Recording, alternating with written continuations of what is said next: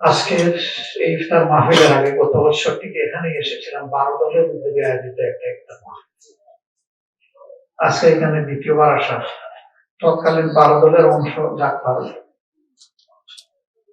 12 দল কিছু কিছু বিষয়ে কম্প্রোমাইজ করলেও জাকপা কম্প্রোমাইজ করেনি বলে সেই 12 দলের শেষ পর্যন্ত তাদের ঠিকানা ঠিক থাকে।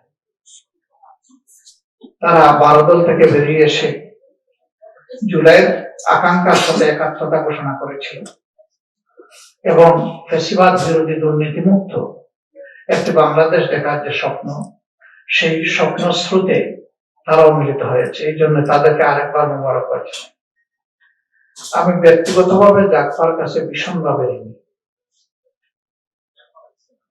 একটা মাত্র দল, 11 দলের মধ্যে আমরা যখন আসন বন্টন নিয়ে বসেছি, এই একটা দলের পক্ষ থেকে শুধু বলা হয়েছিল আমরা আসনের জন্য আসিনি, আমরা জনগণের অধিকার কায়েমের জন্য এসেছি। আসন পেলেও আছি, না পেলেও আছি।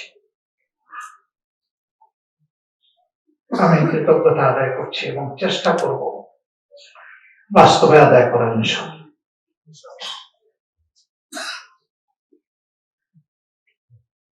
আল্লাহ তাআলা বলেন, যারা মানুষের ভালো কাজের কৃতজ্ঞতা আদায় করে আল্লাহ তাদের সহযোগিতা আরো বাড়িয়ে দেন।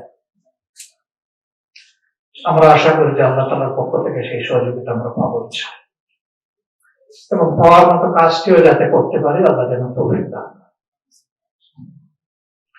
এই বাংলাদেশ আমাদের সবার।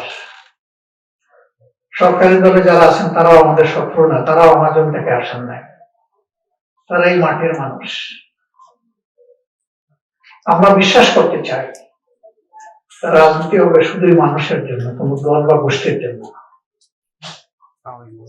রাজনীতি থেকে প্রতিহিংসার বিষ এবং দুর্নীতির ক্যান্সার, এই দুইটা যদি বিতাড়িত করা না যায় তাহলে অতীতের 55 বছরে এই জাতির বাইক দিয়ে যা ঘটেছে দফায় দফায়, সামনে হয়তো বা তার চেয়েও খারাপ কিছু ঘটবে। এই দুইটার বিরুদ্ধে আমাদের অবস্থান স্পষ্ট, আপোষ নেই। এখানে কোনো টলারেন্স নাই, কোনো আপোষ নেই।